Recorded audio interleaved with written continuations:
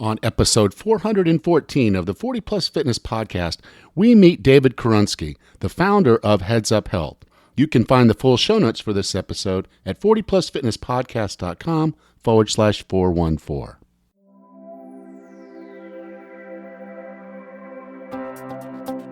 Have you decided you're ready to make a change?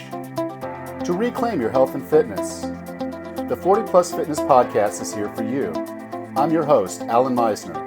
I'm an NSAM certified personal trainer with a specialization in corrective exercise and fitness nutrition.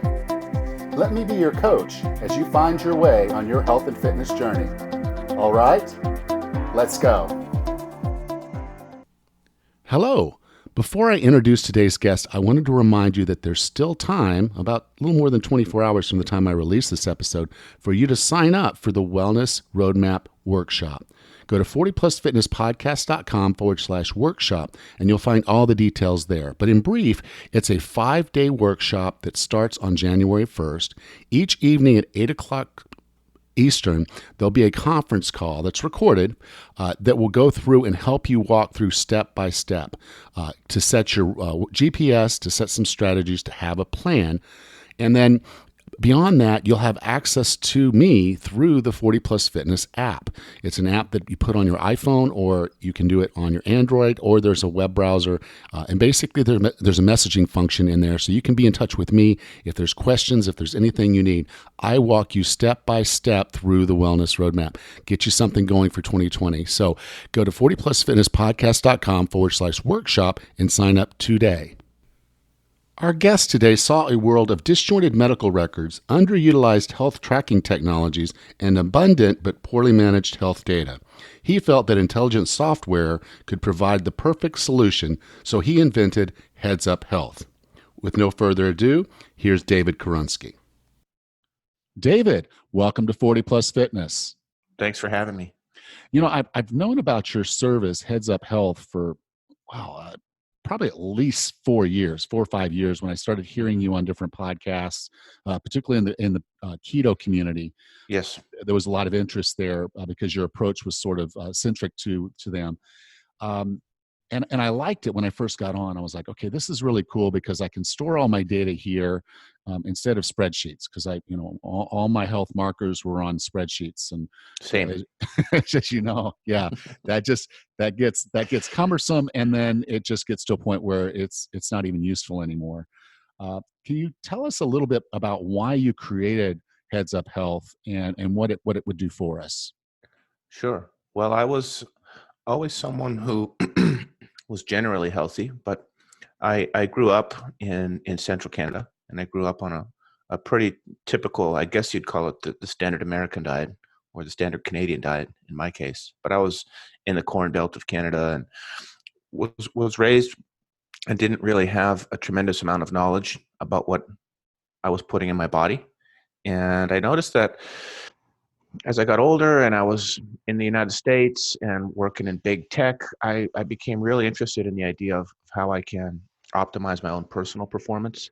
I noticed that even though I exercised a lot more than everybody I knew, I was still heavier than everybody I knew. And that didn't sit well with me. I knew that there was something more there.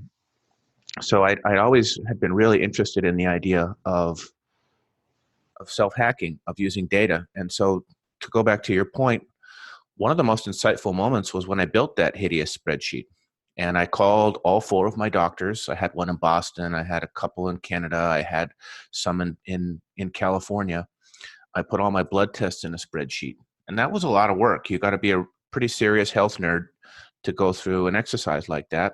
And Alan, it sounds like you did the same. So we're kindred spirits there. But the first thing that happened was I could see the patterns. And I'm like, wow, my doctor can't even see these patterns. He's got one of these PDFs. There's another 6 that have my medical history.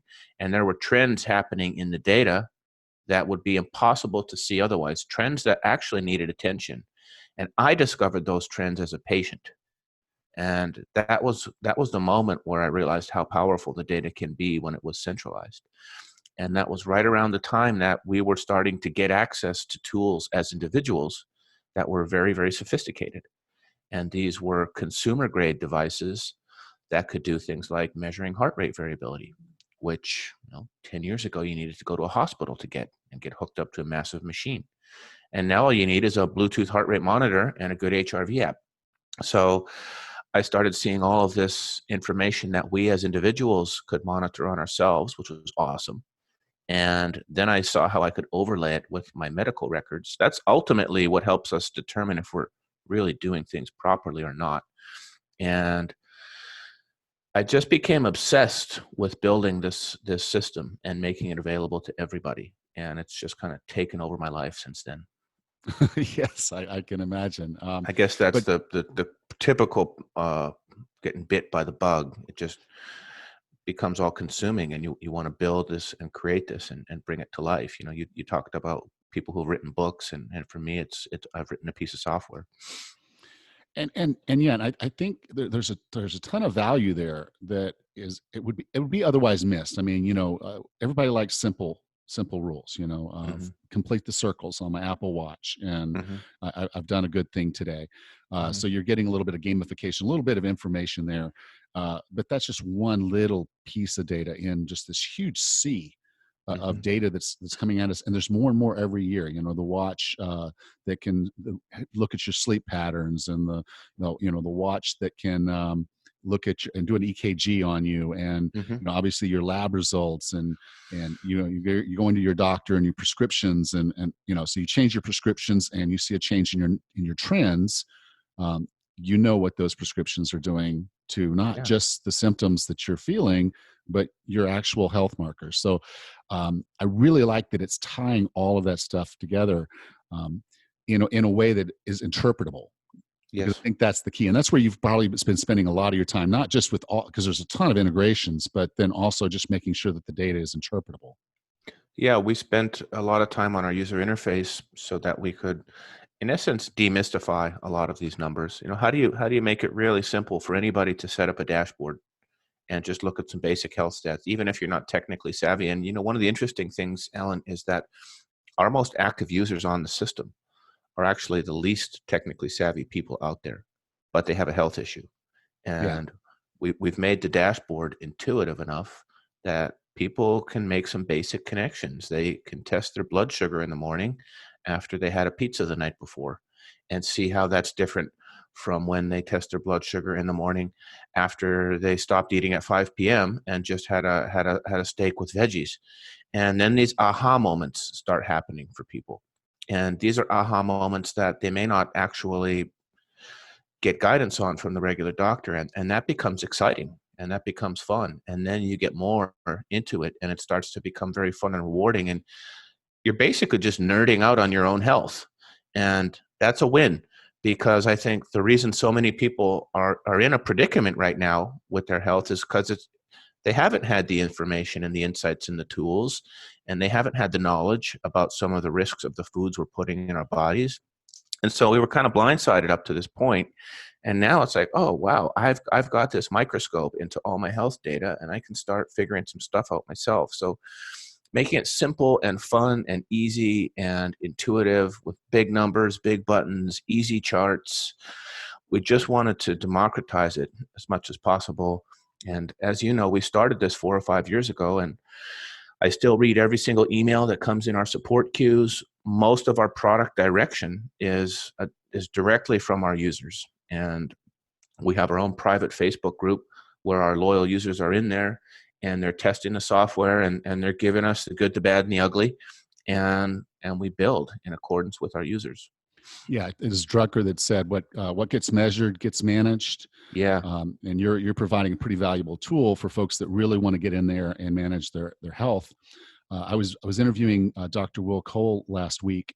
yep, We had him on, and he in his book he talks about the kind of the bio individuality of us and how each of totally. us is going to operate differently, Yep, even when we're doing things exactly the same. I sleep yep, 8 hours, you sleep 8 hours. I have a glass of orange juice for breakfast, you have a glass of orange juice for breakfast. My blood sugar shoots up over 100 and yours stays stable as a rock. totally. Yep, This is going to give us some of that data if we're checking our blood sugar and putting it in there, if we're taking the time to, and some of this is automated. So if I go to a certain lab to get my blood test, I can actually have that auto connected. So it's going to integrate right on in. So there's not the data entry to build those massive spreadsheets, and then there's the ability to interpret it on the back end. Um, as far as it goes, one of the reasons that I think this is kind of top of mind for me today is my wife and I moved down to Panama, and we were going to go to a doctor here instead of going back to the United States to see her normal doctor. She's going to try to get a doctor here, and she's like, "Well, I just saw my doctor, 3 or 4 months ago, and I have the labs from then. I'll just email my doctor and say, hey, send those to this doctor." And they're like, "No, we need a signed form, and we Yeah, need you they to won't either do it. do it in Yeah. our office or fax it to us." And Yeah. Let me plug in the old fax machine there. yeah, let me go find grandpa or somebody Yeah. on this island that has a fax machine for Yeah. us to fax that document.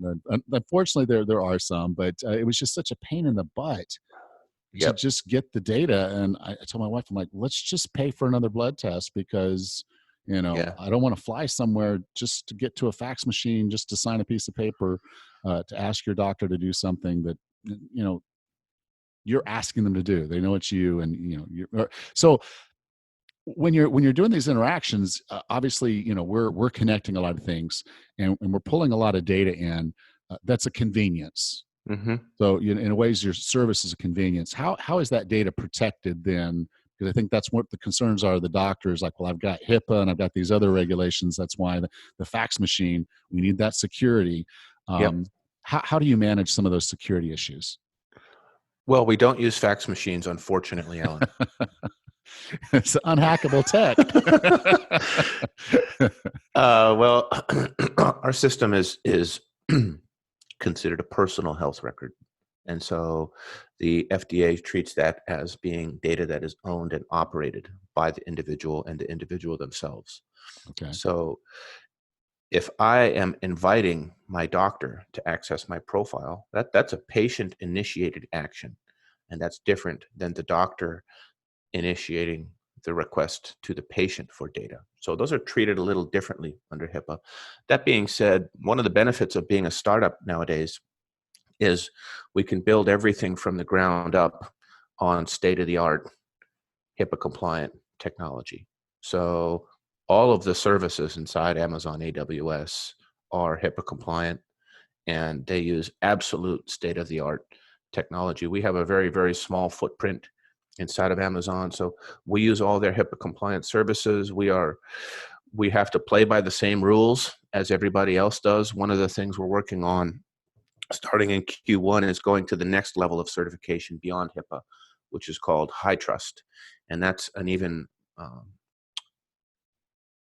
more robust layer of security and compliance than HIPAA is. So we do everything we can on the security and the compliance side.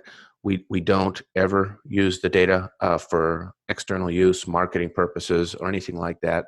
And that's all really, really clear inside of our terms of service. It's yours.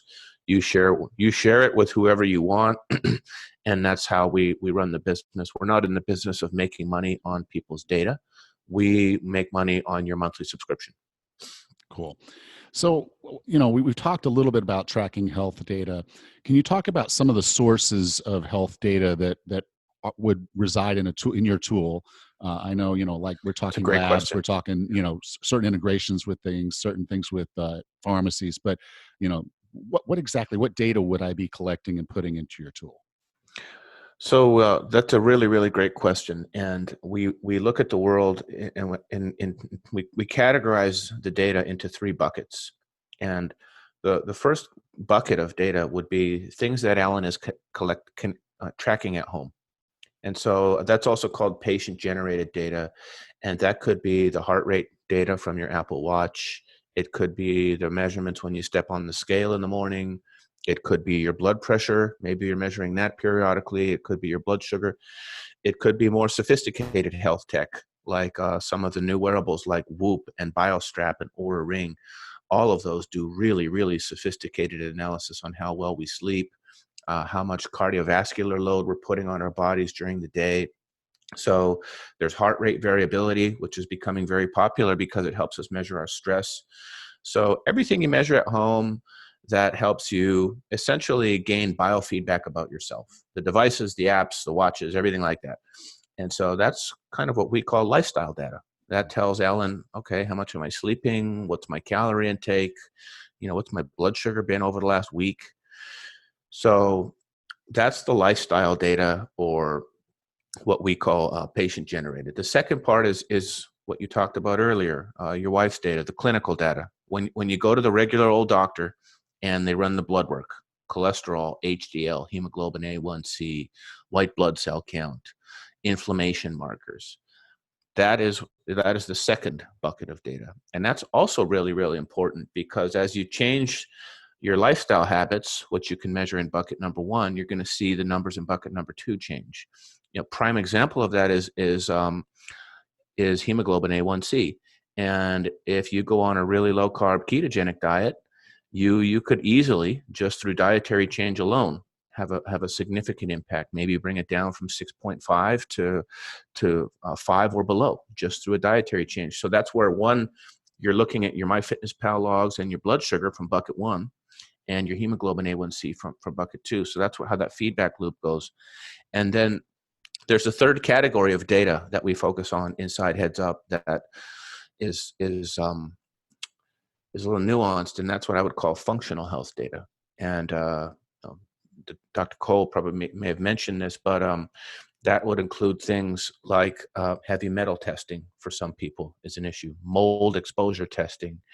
It would include things like your microbiome, and a lot of people who have digestive issues, and they're testing the microbiome. It may include your genetic data.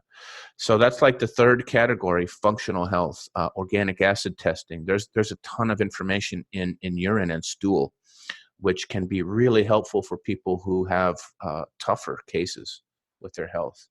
So we're working with a lot of individuals and health coaches who do functional testing as well. It's not something you can get from your regular GP that's going to bill insurance, although insurance might cover some of the testing. So it's lifestyle, clinical, functional. Those are the three categories that we integrate. Cool.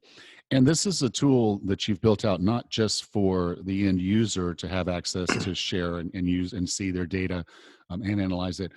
Practitioners can also use this with their patients, right? Yeah, health coaches. We're really focused, Alan, on the cash pay wellness market. So these are doctors that you pay cash: a functional health doctor, a nutritionist, an integrative specialist, personal trainers. So we have a coaching portal where, and these are the people who want to see your Fitbit data and they want to look at your functional health data. They're going to spend an hour with you during your consult, and they're going to go over all of this stuff. And in the traditional medicine world, that system's not really built in a way where that data is, I would say, as valued or as part of the care plan. So we have a portal where health coaches can log in, and they can log in and very quickly look at who of their clients needs some extra help in terms of blood sugar. And they can look at dietary intake and personalize a protocol. And they'll have access to Alan's labs going back 15 years. So your wife could show up to a functional doctor and provide access to the Heads Up profile, and all the data is there, all the labs, not just the most recent ones. Yeah. So we have a portal for health coaches as well, and we want to be able to use the information as part of the treatment plan. And there's awesome data out there. There is. I want my doctor to look at it. I want to ask him, like, why was my HRV higher this day versus that day, and why? How do I personalize this? You've got my genetic data, you've got my lifestyle data, you've got my medical tests. Like, they can dial it in for you. Yeah, that's awesome.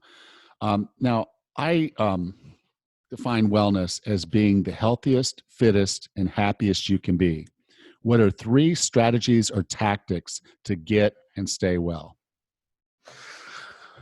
Oh, that's a great question. 3 strategies and tactics to get and stay well. I would have to say that understanding how to regulate your metabolism would be number 1. in terms of getting and staying well. And I say that because so many of the illnesses we have are metabolic in nature. Sugar and foods that destroy our blood sugar and then cause a host of downstream effects. So getting and staying well means healthy blood sugar regulation. That would be my number one. Number two would be high quality sleep. And that's high quality sleep that you're measuring with something that can tell you. There's a subjective component to sleep where you may think you're getting a great night's sleep, but you might have severe sleep apnea and you don't even know it. And your sleep is actually incredibly disrupted. So getting really, really high quality rest would be the other one. And then the third one I would have to say would be probably related to community and spirituality. And I think that's essential, having people around that love you and being able to give and receive love to other people. It doesn't have to be a partner. It doesn't have to be a family member. There's lots of ways to give and receive love. It could just be through volunteering, but having community and ways to express and offer and receive love, I would say, and that's more of a spiritual than it is anything quantifiable. And I think that's really important. So that would be my number three. Okay. Thank you, David. Thank you for sharing that. If someone wanted to learn more about you, learn more about Heads Up Health, where would you like for me to send them? Well, first of all, I offer everyone to just contact me directly. I'm an open book. My inbox is a little backed up, but I'll do my best. I'm David, Heads Up Health. And if you're interested in the software we provide, it's at headsuphealth.com. We have our own podcast, Data Driven Health Radio, where we break down a lot of these numbers and demystify them and teach people how to use them. So much like yourself, Alan, we're providing educational content. And then you'll find us on all the regular social media channels. We share all the good information we find out there on the interwebs as well. So there's lots of ways to track us down. And if you want to give the software a try, it's 30 days. You can try it free. There's no credit card required. There's no pressure. And see if you like it. Hopefully it can make a difference in your health. The data was hugely transformational in my own health. And so that's my life's work at this point. Good. So you can go to 40plusfitnesspodcast.com/414, and I'll be sure to have links there in the show notes. So David, thank you so much for being a part of 40 Plus Fitness. Thanks for a great discussion.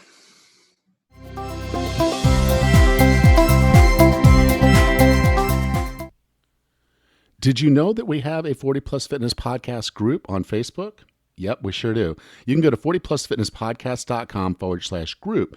That's a great place to interact with me and other listeners of the show. I'm on there all the time, trying to put out great content, trying to make it fun. It's a really cool place. We have weekly challenges. Go to 40plusfitnesspodcast.com/group and request to join the 40 Plus Fitness podcast group. Next time on the 40 Plus Fitness podcast, we meet Dr. Arthur Atkinson and discuss his book, The New Keto-Friendly South Beach Diet. Until then, have a happy and healthy week.